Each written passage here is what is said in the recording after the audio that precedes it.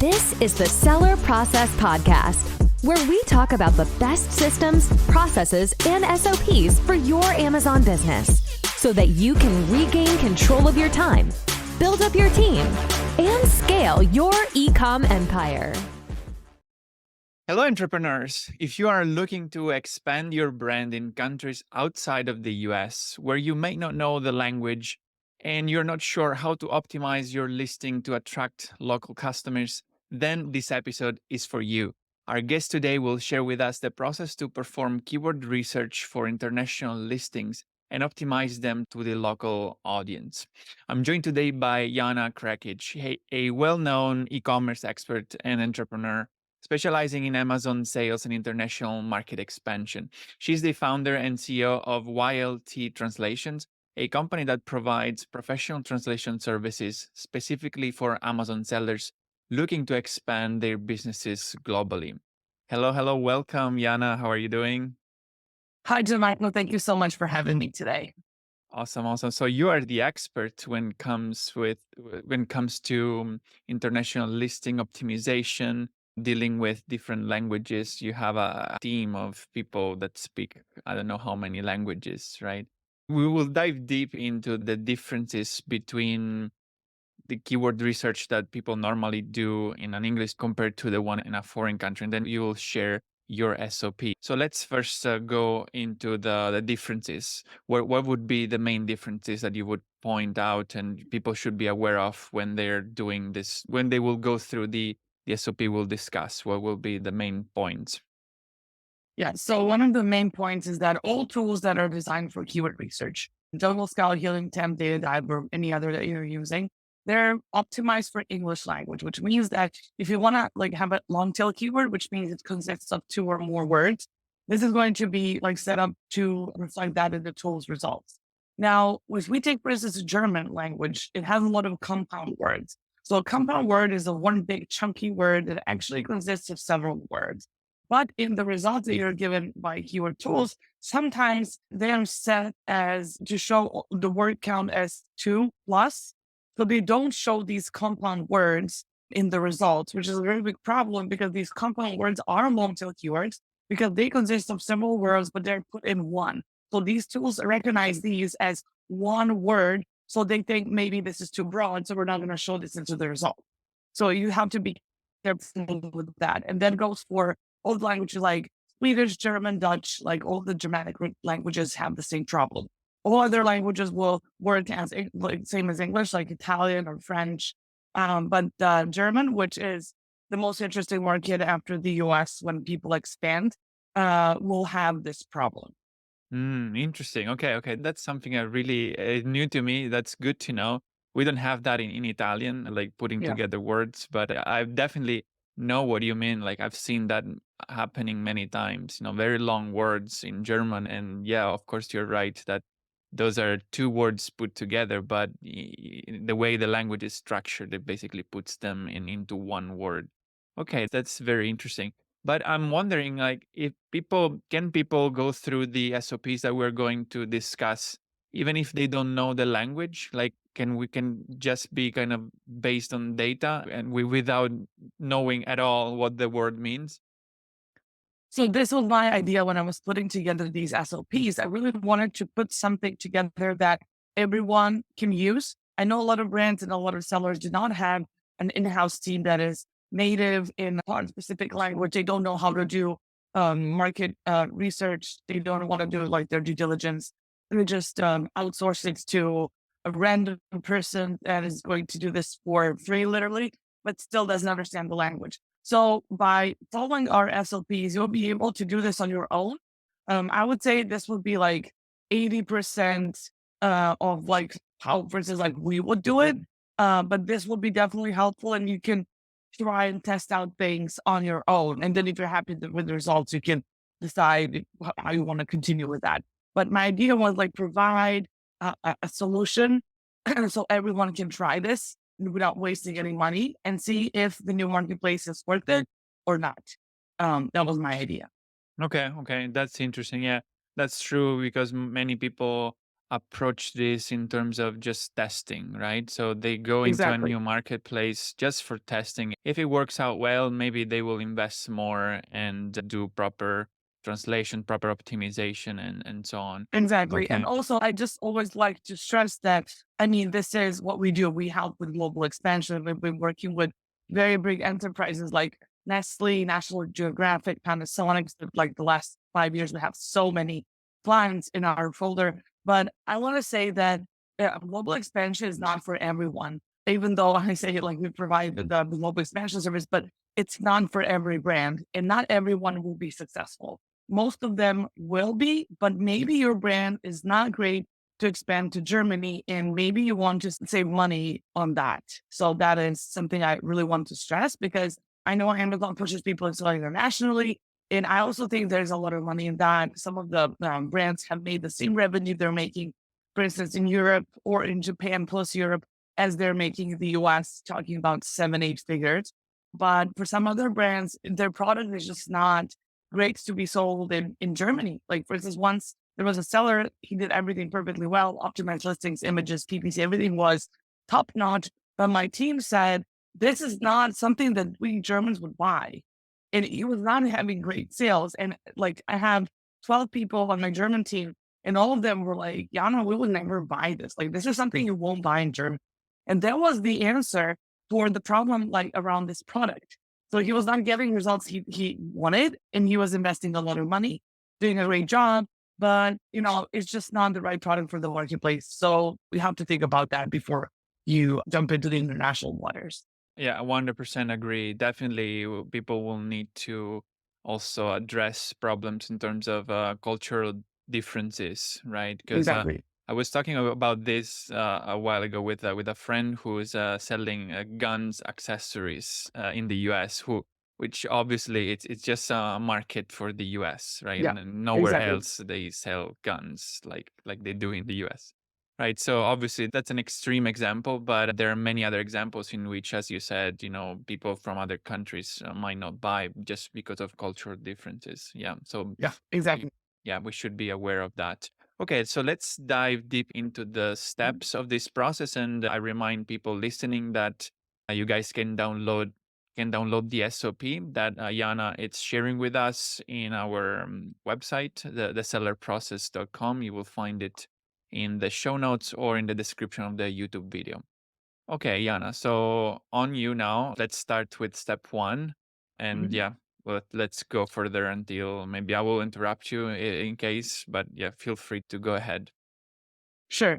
So the step one is definitely to research the main keyword, whether in Helium 10 or Jungle Scout. And then check if the keywords used by main competitors through Cerebral or reverse ASIN research tools. Now, the difference between Helium 10 and Jungle Scout was if you want to go to Japan, do this in Jungle Scout and not Helium 10. Jungle Scout has put a lot of efforts and a lot of like really good data to put together something that is really good for Japan. And I think it's probably one of the only tools that will get you somewhat of like decent information when it comes to this marketplace, because there are no specific tools that are like only designed for that. But it was the same as Helium 10, like to research the main competitive keywords, and then you do the Cerebral reverse ASIN for your competitors. How do you decide what keyword what you want to use like for your product? So what I suggest doing, I advise against any of the AI tools because they're not going to do keyword research for you. And then also when translating the content with an AI tool, and I've tested all of those and I keep on getting new and new ones, they're good when it comes to mediocre copywriting. So they will create something out of nothing and it will sound decent in the target language. But if you want to translate the content from one language to another, the tool is not consistent and it doesn't understand context. So if you want to translate for, let's say, 5 bullets into German language, you're not sure what parts of bullet will be translated because it takes a little bit of each bullet and then recreates the content because that's how the tool thinks. Like that's how it's set up to think in a creative way. So it creates new content and doesn't translate when it actually says 100%, all of these AI tools. So I would not suggest you do that because after that, you'll have to find someone to check if all the content is there. It's also very time consuming and it also costs money. So what I suggest doing, like when it comes to the keyword research, finding the main search term It's actually just putting them in Google Translate. So you're sure that actually means somewhat of your product. And then using that keyword directly into, let's say, Amazon.de and seeing if the product that you are selling actually is showing up. So this is how you can make sure that you are 100% going to be using the research with the correct keyword. Also, what's really interesting is that if you want to launch a new product, let's say you're launching a product in Japan or Italy, and it's a new product, and you don't have a lot of competitors, or the keyword results are very poor, and you can get a lot out of that. I would suggest for those marketplaces to use AMZ Suggestion Expander. It's a free add-on for Chrome, and then it has a drop-down menu, and it will give you like all of the keyword suggestions that could be potentially good for your product. It doesn't give you search volume or keyword relevancy, but all of these combinations are pretty good, and you will get more potential combinations than any of the tools you can ever use on a marketplace that has never seen your product, which can a lot of times be the problem. So once you get like all this data from like either 10 Jungle Scout or AMC Expander, like we always like to add from the AMC Suggestion Expander, and then you can just gonna put this in your Excel sheet, and then you can just gonna like see what are the relevant keywords, what are not. Also, there's an Excel formula. I'm gonna add that to the SOP that you have that can help you see the relevancy for the keyword. So what's really important for Excel and for the relevancy is that when you expand to international marketplaces, a lot of brands do a really, really bad job when it comes to content and keywords. And a lot of their content is not optimized at all, or they only use top 5 keywords in their product. I've been analyzing so many brands, and you can see this on my LinkedIn. I have like a bunch of videos where I've analyzed a bunch of brands and how you can get ahead of them on the content level. And you would be surprised that more than 60% of brands really do not have optimized listings, and they do not know what they're doing. So it will not be very rare that when you see like that column in Excel called relevancy, you won't see a lot of the keywords being used with the competitors. And then you might ask yourself, like, wait, is this a mistake, or what is it? Like, it's a good keyword. Why was nobody using it? Because their team never did the keyword research from scratch in the target language. And this happens all the time. Even I analyzed Wet Brush, right? So, which is a top selling product. I think it's not the best seller, but maybe like top 3 on the German marketplace. Out of 15 competitors, you could land as number 5 when it comes to content and optimization. You could be better than all of those 10 other competitors. And I'm talking about the best selling product on the whole German marketplace. So just imagine all of the other categories and other products, how easy it would be to land in top 3 because they're not optimizing their content and they're not relevant for some keywords that they should be relevant for. So this is really important. And then get you started with the Punitive Time Jungle Scout Amazon Suggestion Expander. And then if you want to expand even more, which we really love doing, we love using Data Dive. Data Dive uses Jungle Scout data. And then you can see like the overview of all of your competitors in a niche. And then you can see how strong they are. Literally, this is the tool that if you want to use that Excel formula, you can use it. But this tool also uses the very same Excel formula, but it gives you like colors. So it's easier to have an overview coming from red or orange, which is the strong competitors, to green, which are like non-ranked competitors at all. So this is great. And then you, of course, select the search volume, you see the relevancy, you see all of the important keywords and all of those that are not used, which I say that are really easy to find in a non-English language. And also what's really interesting, what we've also discovered that in German, a lot of times, because there's a very big Turkish population, like Spanish population in the US, and you put Spanish backends and Spanish keywords in backends, this is when you can do like the German marketplace. And a lot of competitors, they don't know that this is Turkish. They think it's just some gibberish or like misspellings and stuff like that. But we've had great success in ranking people for the Turkish keywords. Sometimes they would have 700-800 search volume, and you would think, well, this is not a lot, but it is a lot because you'll be the only one ranking for that. So out of 700 search terms, maybe you will get like 50% of sales from that because of the Turkish population that will search for that on Amazon.de. So if you don't understand something, maybe it's, I think it's misspelling. Check if this is maybe some other language used on that marketplace. And we also got some really interesting results checking for Polish in Germany as well. So this is not only the States, but it's also, for instance, Germany, what we also noticed. And this is something that you can play around with. There's a feature in Dated app called Listing Builder. And there you can add a couple of keywords that you've decided, maybe you added some on your own. And then the Listing Builder will give you the ranking juice, which actually means the relevancy.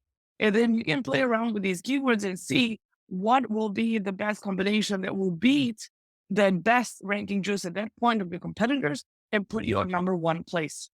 And also you can track the ranking in that tool as well.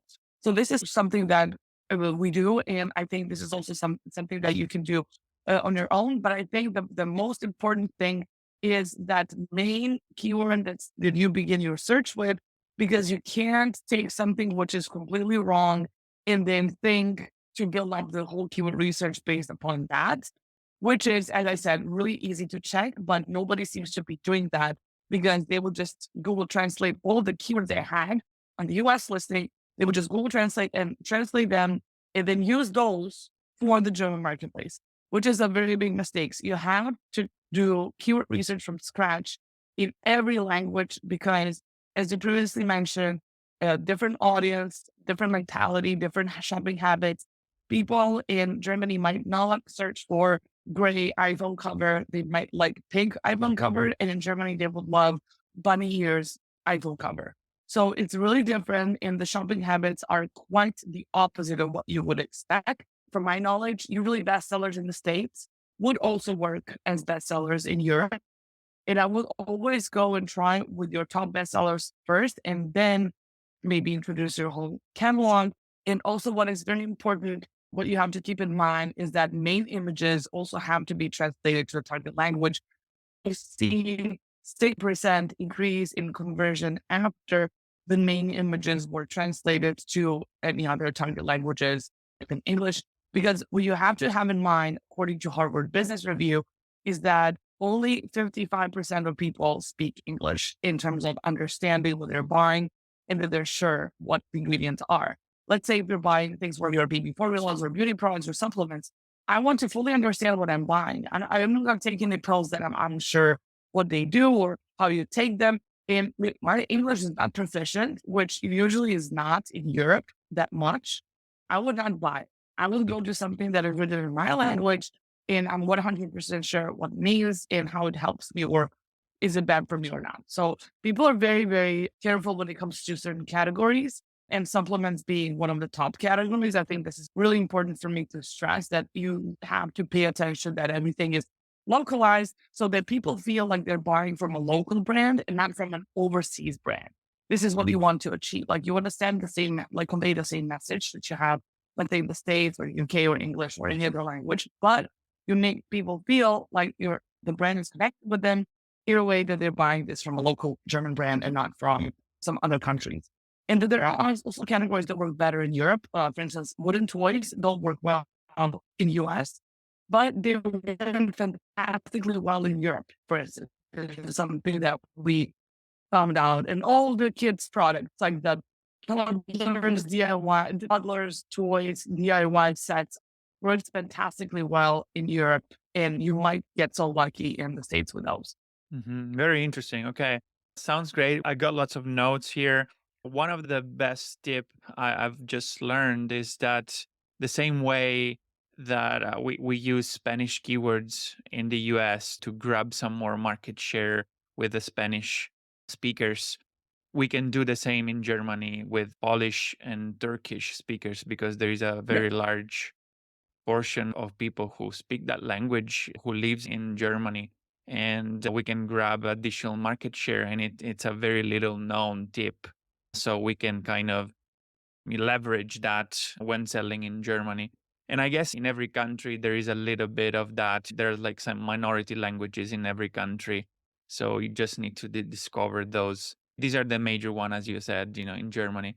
And but I wanted you to touch briefly on the images that you mentioned. So that's definitely like a very important point. We need to translate also the images, right? So Do you have any Yeah. other like best practices or tips on how we can better translate those images? Because I'm guessing even I'm guessing that the selling points of the product that we feature in our images in the US, for example, might come from, for example, like reviews that we've read on in the US from US customers, right? So I'm guessing might be useful instead going like to read the reviews from, for example, German customers or UK customers, because those different customers might look for different things, right? Might complain about different things. So maybe we can readapt our images Mhm. based on that.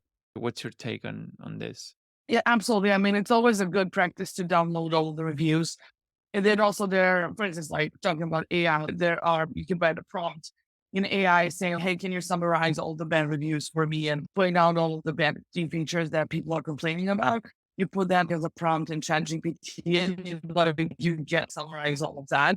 So if they say that, well, then handle breaks on my travel mug, you can put that like in the second bullet saying like our handle never breaks or something like that. Or you can put that like even onto images. So analyzing reviews has always been a good way in improving your listings content in images. I just think it's really important to test everything, like A/B test everything, and never change more than one variable at a time, because you will never know what's working, what's not. So that's really important. And also, there's a little hack on like how to put the video on the second image and the seventh one, but you have to do it on your phone. So what you do is like you go to your phone, and then when you have 5 images, like you delete the second one. It can be done on the desktop, but you delete the second image so it's empty, and then you can put the video instead of it, but it has to be done over the phone. But this is always like a good idea to kind of attract like people like to click on that, and then you have like the subtitles and translated and all of that. But it's really important to have the language of the target marketplace there, because this is what they see. It's the title. Now move to the left. Like it's the title and the images, and that's it. And maybe they will go to A plus content, maybe not. But what they see as a first impression of the product or a title and those images, and I would always suggest adding that video on second position if possible. Interesting. Okay, that's a hack. That's the first time I've heard of that. I need to try it. Yeah. So you can only do it with Seller Central On the, mobile app. yes. On mobile, yes. Interesting, very interesting. And speaking of videos, obviously, I'm guessing it might be also a good idea to translate videos in terms of maybe the headlines or whatever the speaker is saying. Maybe we can translate it in the local language, right? Yeah. And so like if you have a subtitle option, like for your video, you can just like create new subtitles for that. Or if you have someone who is talking, maybe there's a reviewer who is reviewing your product and you decide for this to be your last video, like you can dub it. And a really good tool for that is called 11 Labs. It's free, and it literally uses the voice of this, let's say, reviewer, and it talks in another language. So it's fantastic. It won't lip sync it, but it will dub it. And I've tried this with Japanese, and I swear to God, I sound Japanese and here's my voice. And my Japanese team told me that it's perfect. So 11 Labs, if you want to dub anything, you can do it. It has like 5 minutes for free or something, but it's enough to squeeze in like all those product information I have. So this is a tool I really want to like spread the word about. Wow, sounds super cool. Yeah, I'll Yeah. definitely want to try to hear how I sound Yes. when I speak Japanese. Yeah. Yeah, absolutely. It's Yeah. crazy. Cool, cool. Very, very cool. Yeah, you just shared lots of great tips. I want you to close this with I know you already mentioned some of them. What would be the main mistakes or the biggest mistakes that people make when optimizing listings in foreign marketplaces? Well, that's only, as I said, translating their keyword list by using Google or just random translator that has no idea about Amazon. That is a mistake number one. Number two is definitely if you a lot of brands they will hire a translator and they will hire someone or like an uncle living in Spain or a friend from college from Mexico to translate the listings, but they don't understand Amazon, how keywords work, how optimization work. They don't know the length of bullet or title. So a lot of them get something done without like getting any results at the end.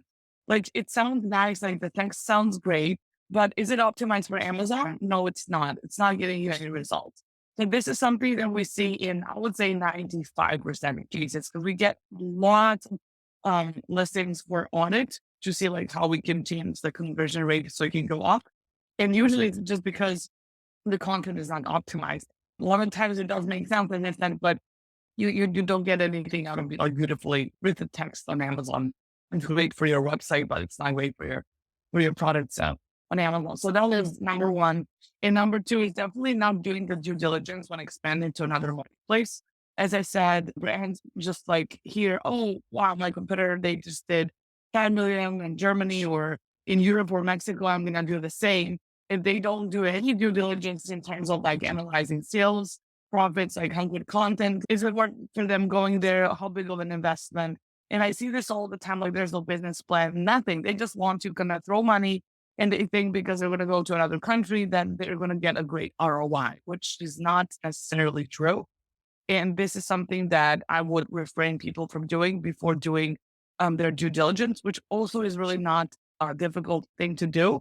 But I just think that sellers really don't have this mindset, how important that is, because they don't understand the language. So they're just like, let's just do it. I don't understand it anyway. And then they don't treat their content the way they would treat it in English because they don't understand it. But content is content. It works the same in every country, no matter where you are. Definitely, definitely. Lots of great tips and lots of great insights. So yeah, thank you very much, Jana, for this. It Welcome. was a very interesting talk. So before we close, obviously, people can download the SOP and they can potentially do it by themselves through the tools that Absolutely. you mentioned, right? For those who are looking to get a step further, how can you help them? Maybe share what you do and how you can help them and how can they reach out to you? Yes, well, we can absolutely help with optimization, keyword research, web files, anything that you don't understand in another language, like we take care of that. Behind me, there's a team of 83 people. We've been around for 5 years and I think we've worked with a lot of, major CPG brands in the world, which have seen great results. So if you want any type of audits, maybe you're wondering why your listings are underperforming, how you can improve them, any sort of consultation, absolutely for free you can reach out on LinkedIn and I'll be happy to take the call or just kind of help you understand how you can do things better. When it comes to YLT, we can support everything that I've talked about. We have really quick delivery times and our pricing is beyond reasonable, which is something that I never kind of wanted to double the price, right? Because I wanted people to understand the importance of this, educate them on that matter, and then provide the results. And then they would spread the word how important it is to expand them globally because you will be leaving money on the table in most of the cases if only selling on one marketplace. Oh, and just one thing for last thing is that a lot of rules that you have in the US are not applying in Europe. Like Europe is like years away from a lot of things that are against TOS in the US. And I think they're probably going to stay for a long time. For instance, you can use caps lock and bullets in Europe. You can't use those like in the States. Or for instance, you can use product description in HTML, like in a code. You can't use that in the US. And there's just like a bunch of other things that you can still use to your advantage that you will not be able to use anywhere else. Awesome. Yeah, very interesting. Thank you again, Jana. It was a very insightful, informative talk. I really enjoyed it. I Thank really you so think that people, yeah, got lots of value. Yeah. Thank you again. perfect. Yeah. Thank you so much for having me again. Yeah. Thanks. So, guys, remember the key to success is to emulate the best. So, take home the insights and the information that Jana just shared with us. You can download the SOP we discussed at thesellerprocess.com and find this episode in the show notes. You will see the link, or you will find the link in the YouTube video description. All right. I hope you guys enjoyed the content this week. I wish you a productive day and I'll see you in the next episode. Bye. Hey, entrepreneurs. I hope you enjoyed the episode and learned something from the interview. If you're serious about creating systems for your business, automating processes, and building up your team so that you can transfer the tedious daily tasks in order to focus on more high-level strategic tasks and work on your business and not in your business, I've created a guide for Amazon sellers named Capturing Systems and Creating SOPs that you can find at thesellerprocess.com/systems ebook, where you will learn how to leverage systems and SOPs in your Amazon business so that you can accomplish more by working less, optimize your time, automate and delegate tasks, and reap the benefits of being a true business owner and not simply an operator in your own business.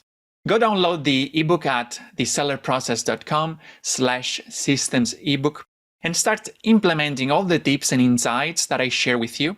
And leave us a review or a comment to let us know how the content we are sharing here is making an impact in your business. And have a productive week.